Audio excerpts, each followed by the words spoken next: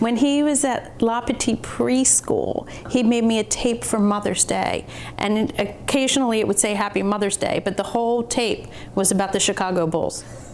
That was preschool. He loved sports. He loved playing soccer.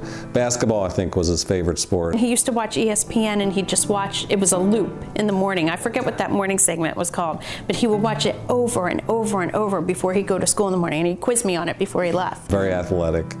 Great kid, did great in school. He was a mama's boy, kind of like his father. When Zachary was in the 6th grade, he was 11 years old and he started having headaches. I think it was a Friday night. My wife had taken Zachary to his pediatrician, thinking he was going to get prescribed an antibiotic. So I took him to the doctor and they picked up on it immediately. He was diagnosed with a brain tumor.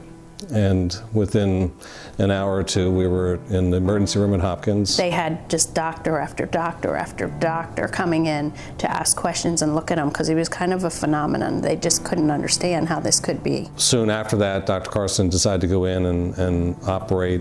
Unfortunately, he wasn't able to get close enough to the tumor to get a biopsy. He ended up in a medically induced coma. So Zach was in the hospital and rehab at Kennedy Krieger combined for about 3 months. And it took a lot of work, determination, rehab. He couldn't talk, he couldn't swallow, he couldn't do anything, but he recovered, I would say 99.5%. Zachary went home, went to middle school. Zach made it to 8 years out, and he was a freshman at the University of Maryland. Called us up and he was having some numbness in his left hand and his left leg. So he had surgery again, and about an hour and a half, 2 hours after surgery, he's sitting in the ICU and laying in his bed recovering. He sits up in bed and he makes this pose. And he says, "Take my picture." In my mind, the only thing I wanted to do was get the point across that if you were at all worried that Zachary Letter was going to be okay, coming out of the surgery, I wanted to make it very clear that, here I am as strong as ever, and I feel great. Zacking caught on as a source of inspiration around the country, from the infirmed to the famous. Zacking grows, and showing vision and composure well beyond his years, well, Zach ran with it. There's 7-year-olds and 9-year-olds and 4-year-olds in the hospitals with cancer right now, fighting day to day. And whether you want to talk about it or not, at your dinner table, it's going on. So what I hope that this Zacking and all this is coming up, I hope it just brings awareness. He was with a lot of young kids, and he used to always say, don't feel sorry for me. Don't, feel sorry for the 2-year-old down the hall from me that hasn't gotten to live as long as I have and hasn't gotten to experience everything that I have. After he was released from the hospital, he would do chemotherapy at an infusion center, which was a part of Hopkins, that you would go there for 4 hours and get your chemo. And on a cold winter day, I remember like it was yesterday, it was raining, and we were there getting his chemotherapy, and we left there, went into the parking garage, got in our car, and driving in our warm car, driving to our warm home. And and as we're coming out on the main road there in front of Hopkins, there was a young girl that had been in the infusion center sitting next to Zach, standing in the rain, waiting for a bus to take her home.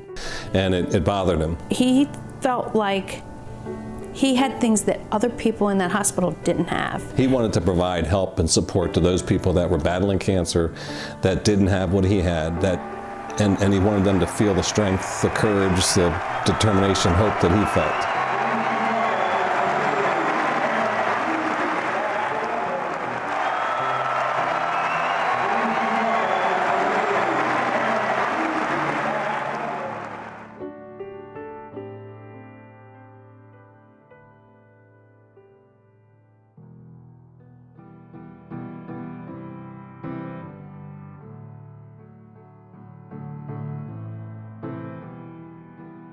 You have all kinds of adversities in life and all sorts of bills, and they don't stop when you get cancer. And many times it's the parents with cancer, and they're the breadwinners, and they're still trying to make ends meet, and they're also trying to concentrate on getting better.